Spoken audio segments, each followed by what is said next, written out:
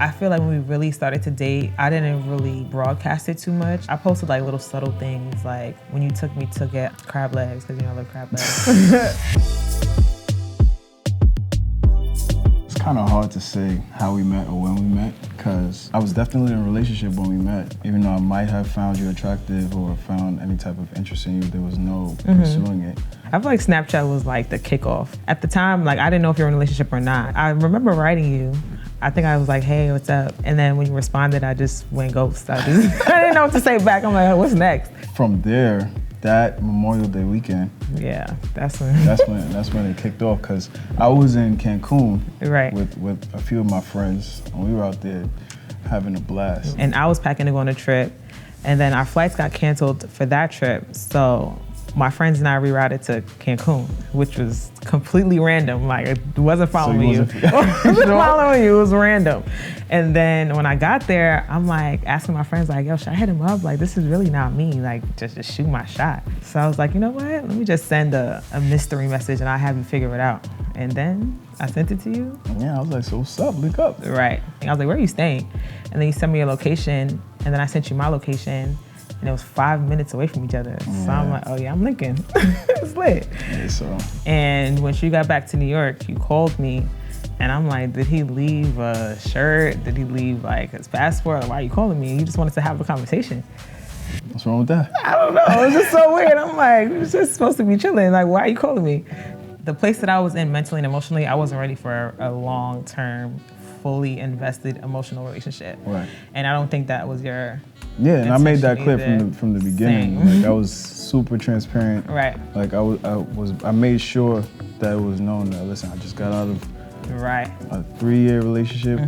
I'm trying to chill for a little bit. But we didn't deny the vibe. From there, we were just hanging out. I feel like we were chilling like 2-3 times a week. It was more of a sneaky link type of thing. It wasn't really, we weren't really outside.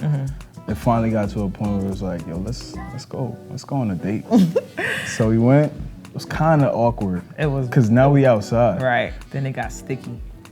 Yeah. Then feelings got involved a little bit. I feel like at that time, it was like, neither one of us really wanted to say that we were catching feelings, because in the beginning, we were so adamant about like, we are just chilling. Just chilling. Then we took a step back from each other for a little bit because it was starting to get sticky, like you said. And then you said, I don't know what's stopping me from making you my girlfriend. And I'm looking at you like, what makes you think you got access like that? Like, I haven't talked to you in a whole month, and you think I'm just gonna be like, yeah, I'll be your girlfriend? Yeah, actually, yeah. Was that right? I mean, now, but. I think that's what I love most about the fact that we even decided to take the next step, because we didn't rush it. There's no pressure applied to it. There's no pressure, I mean, there was after a while, but I think that it was necessary. My friends kind of knew about you. They were like, listen, you know you have feelings, so just like accept it and try to really pursue someone that, you know, seems like he cares.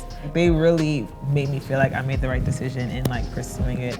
It became evident that I was spending more and more time with you and less time with anyone else. In the beginning, I was very, very hard-headed. I was full of trauma. I had like relationship PTSD, you name it, I had it. And I think as I got more comfortable with the partner that I have, and just knowing how much you care about me and how much you want it to be us versus the problem rather than us versus each other, I think it just made it easier for me to really grow as a person, as a girlfriend, and like as a woman, for real. For real. 3 years, it's a long time. It's not that long when you think about it, but it feels like it's been forever. During that time, we got the opportunity to really, really learn a lot. What makes each other tick, the best way to handle adversity, what's the best way to celebrate accomplishments, what's the best way to give each other what each other desires. You made me feel comfortable in who I am, and that I don't need to change who I am just to appease to you or the relationship or, you know, anything like that. Our growth speaks for itself because we're not just boyfriend and girlfriend. We're like, we really consider each other partners. Like, enough for us to make real big time life decisions together. Like, we uprooted.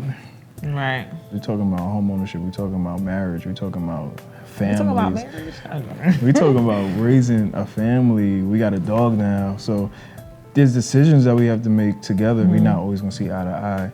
And I think that we've been able to, for the most part, find a way to find a common ground on Yeah. issues that we don't necessarily always have to see eye to eye. I think getting Ziggy helped us a lot too, because I feel like for me, I never really ever liked dogs.